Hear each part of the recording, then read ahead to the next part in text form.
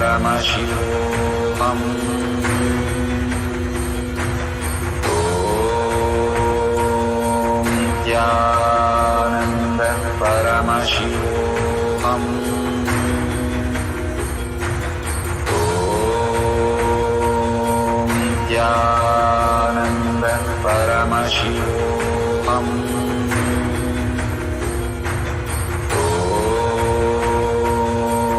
Nithyananda Paramashivoham.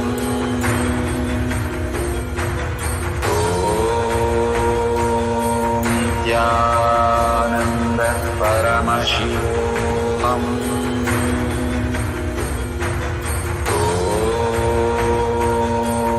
Nithyananda Paramashivoham.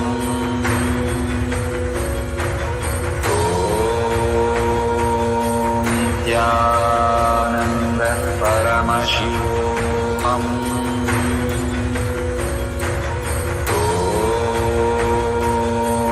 Nithyananda Paramashivoham.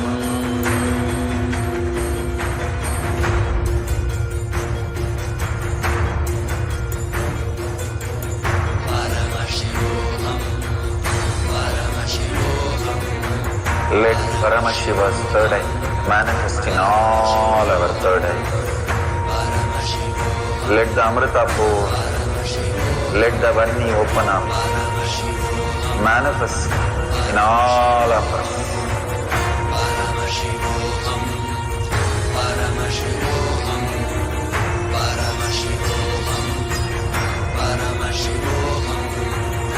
Let Paramashiva overflow, manifest the powers in all our third eyes.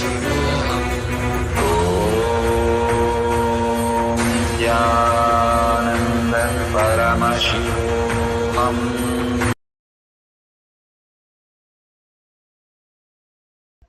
Slowly, very slowly, open your eyes. Whatever prasada that Bhagavan has given, that you have written it down, go ahead and verify the detail in Google or with your partner authentically that the answers or the descriptions that you've written is exactly correct, and take a picture of that and please go ahead and share that in tinyurl.com/powermanifestation or in your social media and tag it to your friends and families. Again and again, all this contributing to your families and friends, you becoming the whole. It is all about how you are thinking you are something away from the whole and you're struggling and contributing to others' life, constantly understanding that causing is nothing but our own self, giving the gifts to everybody what we have cherished, that Paramashiva is real. How Bhagavan beautifully said, even for 11 kshanas, you are in the no thought zone. You can penetrate into the future and create what you want as a reality. And causing others into that space by making them attend more and more satsang, power manifestation, and making them experience it's a possibility in every person that they can raise themselves as consciousness. When you cause others, you yourself are more and more manifesting the higher dimensions. And you get grounded that Paramashiva is real. You start understanding everybody, everything is part of you. Go on causing others. That is why Bhagavan says extreme causing is extreme power manifestation, and extreme manifestation is extreme causing. Because more and more you cause, you manifest powers, and more you manifest powers, you get into this such a space of oneness, causing others into healing. They can come and sit and so much of healing happens. They can just come and sit and they can cause their reality just by listening to the whole pramanas. All this greater science is evolving and manifesting in you when you understand you are a whole. You're not just a part.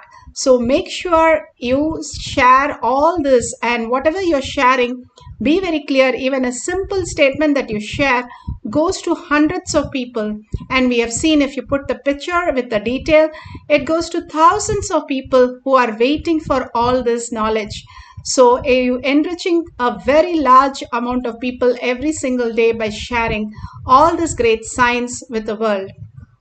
So now Let's surrender all this powerful cognition, power manifestation at Bhagwan's lotus feet in deep gratitude, thanking Bhagwan for making us understand this deeper and deeper science and making us experience the gifts from Kailasha in our physical reality, and thanking all of you in all the social media manifesting the powers of Paramashiva and sharing all this to the world. Thank you so much for being here.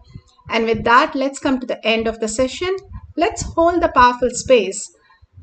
Paramashiva is real in my thought, word, and action, and Paramashiva is manifesting in me throughout the day, in everyone I see as Paramashiva, holding this powerful cognition, ending the session with the Purna Mantra. Let's sit straight with the head, neck, and spine in a straight line. Bring Paramashiva to your third eye and chant the Purna Mantra. Om Purnamada Purnamidam Purna Purnamudashyate Purnasya Purnamataya Purnameva Vashishyate. Om Shanti Shanti Shanti. Hari Om Tat Sat Sarvam Bhagavate Sri Nithyananda Paramashivam Padukarpanamastu. Om Nithyanandam.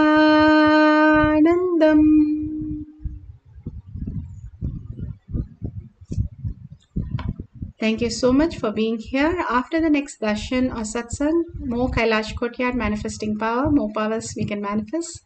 See you then. Thank you, Nityanandam.